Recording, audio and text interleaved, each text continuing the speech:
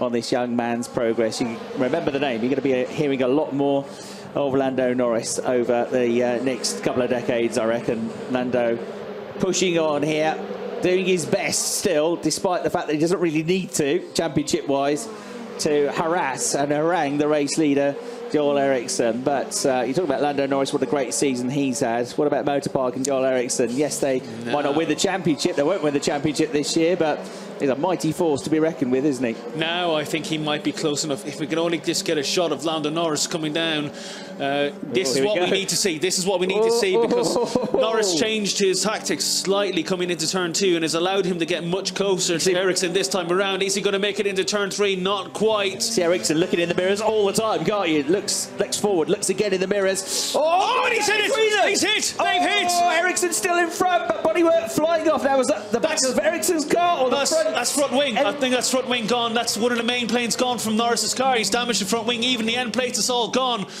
He's slowing up. Lando Norris is slowing up. Oh, 5 minutes to go. She's got to bring the car home. You can't even afford to finish behind Max Gunter. But here's an issue. Do you pit? If you're 5 minutes from the end of this race and you've got a damaged front wing, because if you pit, it doesn't matter. You fall to 17th, 18th place. If I'm Norris, screw it. Stay out. You might lose 4 or 5 positions potentially by the end of the race, but at least you'll actually be on track. You'll get points. Let's have a replay. He got too close. As close as you can. Yeah, there was the end plate going. You got too close. That's unfortunately comes down to Lando in this instance.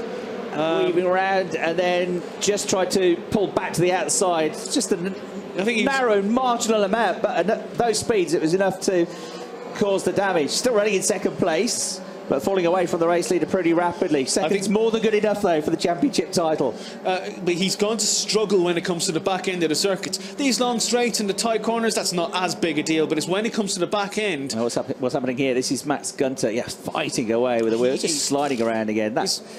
Has been a real handful this weekend, hasn't it, I'm afraid? He really is struggling in a big way with that car. But Lando Norris, he's going to be struggling massively when it comes to the back end of the circuit, because there's going to be some of the corners he'll struggle to actually make it round in a couple of time. And it's not just yet, because that's actually probably going to be in a lap or two, because these are the laps where he actually scrubs. See him understeering there on the curb, aren't you? Yeah, he's going to be scrubbing the tyres, the front tyres, so much, just trying to actually get around these corners. So it might be the next lap or the lap after that where he'll really be struggling for grip. But he also just may say, okay, forget it, let these guys by and just pick up as many points as you can. Don't fight it. There's no need to fight it if you absolutely don't have to. Now look at this for position just behind, although Ferdinand Habsburg has got a 5-second penalty. He's right to the tail of Ralph Ferron. He could do without this because he wants to try and find a way past Lando Norris. So they're all continuing up second, third and fourth. Habsburg has got a 5-second penalty though. But the others might not necessarily know that though, might they? Habsburg will feel they need to get past them, because if he can actually get ahead of Norris and actually spread maybe a 5-second gap to the guys behind him, because Norris is going to be holding people up. That's what they're probably going to be looking at now. Yeah. You'd think over the team radio they probably have communicated it to the others. Habsburg will know for sure, but it's not really slowing him down, is he? He's just going to do his best here, the Carlin driver. Now remember, Habsburg there is a Carlin driver, and 2 places ahead of him, Norris is a Carlin driver. So you've got to, each man to his own, but you've got to think about that for the team and for Lando Norris as well. But Lando's just keeping them at bay at the moment. But why isn't Aaron closing up on them closing up? And I'm surprised at that. He should be able to close up to quite an extent. The last lap for Lando was a 1:25.2. That was a second off the pace he has been doing, so he's losing a second a lap. This is the sector of the course where Lando's really going to be struggling a little bit more. As I said, first sector and part of sector 2 aren't really going to matter as much, because there's an awful lot of straight and a few hard braking, but it's the second half of sector 2 and all of sector 3 is where Lando's going to be struggling a little bit more. And Habsburg's just there. It's 0.2 of a second, but it's not close enough at this point for him to make a move past Aaron. If Habsburg gets past Aaron, I think Norris will let him through easily. Yeah, Habsburg's got to sort of crack on to try and build up an advantage, because he's got this 5 seconds to add on to his own time. So if he can get through, he'll absolutely try and do that. But Norris is driving around the problem now. You see this so often with quality racing drivers. It takes them a couple of laps, they figure it out, they adjust their driving start. He's getting a bit quicker now, 1:25.0. So a couple of tenths quicker than the previous lap, even though he's got the same amount of damage to the car. That's Matt Ogle there, the guy who was closest to the screen, who's Lando Norris's engineer and really wants this championship Lando, take it easy, he says from the pit wall. Well, that's something along the lines of what he was saying. Yeah, good lip reading, I think. Lando's just trying to make this interesting for everybody, isn't he? Give us all a heart attack. I suppose in Lando's mindset, which is just to win races, though, you know, even if it all goes pear-shaped on this one, he's still going to have a lead going into Hockenheim. But, you know, you've got to be careful. Things can go wrong very quickly. Just ask Callum Eilert in race 3. Just ask Max Gunther, who looked like he was going to have a great weekend after qualifying on Friday evening. So, you know, Lando Norris, it may be one of the lives used up there, and he'll just take it easy now, hopefully, to bring it home. I think, to a degree, if I'm high tech, and as soon as Ralph Aaron gets out of the car, my first question is going to be, why couldn't you catch the guy who had a broken front wing? Well, it's getting quicker now, quicker and quicker. So 125.2 becomes a 125.0, becomes a 125.8. He's going quicker and quicker. He's getting back up to pace now. So that lap was only half a second slower than Joel Ericsson's lap. I think Joel Ericsson's actually probably cooled it at this stage. Oh, a bit, but 124.3 still good. But it still stands. Aaron with a perfectly healthy car, why isn't he actually catching and pressuring Lando? He's not even really pressuring Lando at the moment, which is kind of a bigger concern, as we're now on the penultimate lap.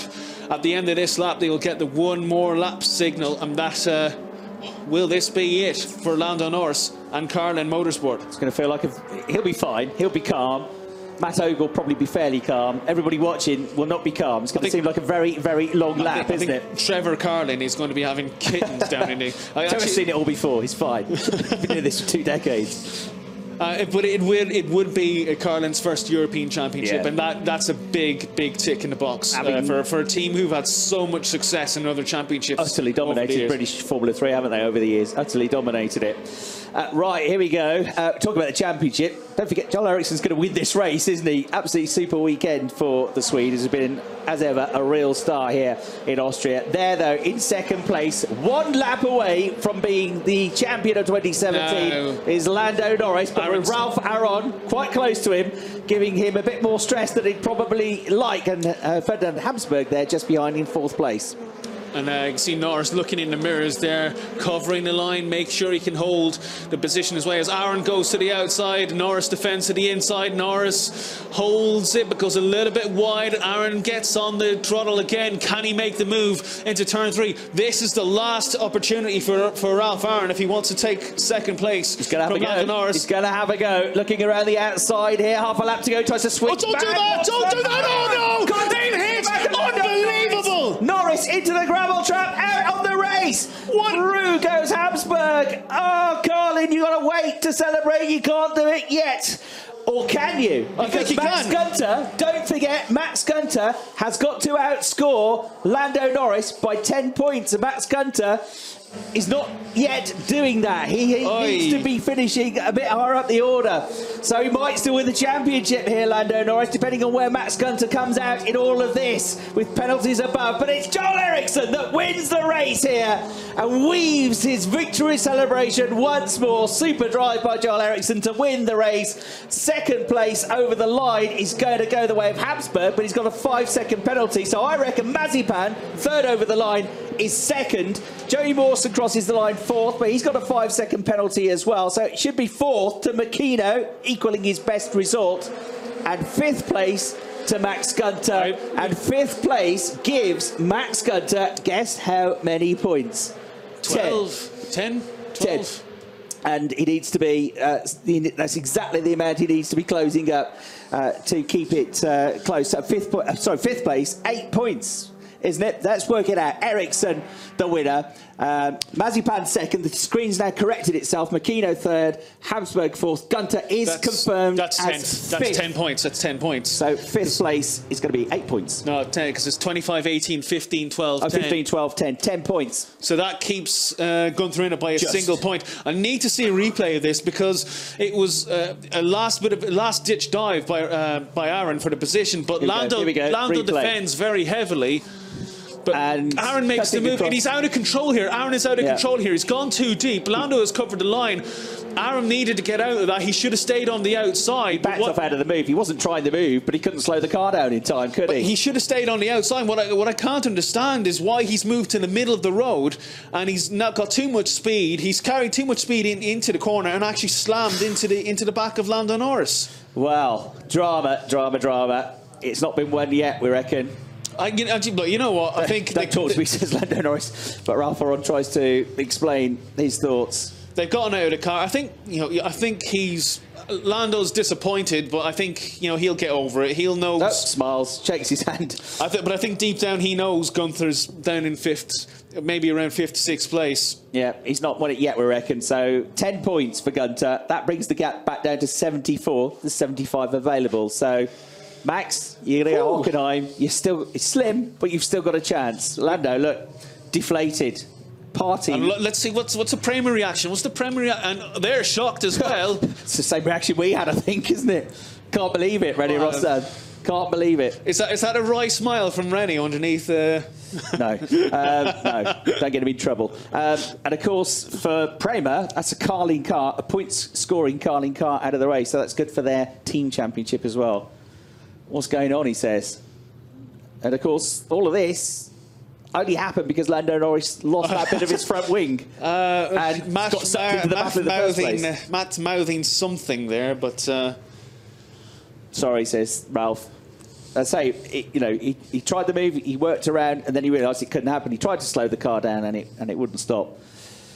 Goodness me, can you believe it? Can you believe it? Well, we're going to go down to the season finale with technically two drivers that can still win the championship. I think this is, off the top of my head, the first time in about 5 years where it's actually has gone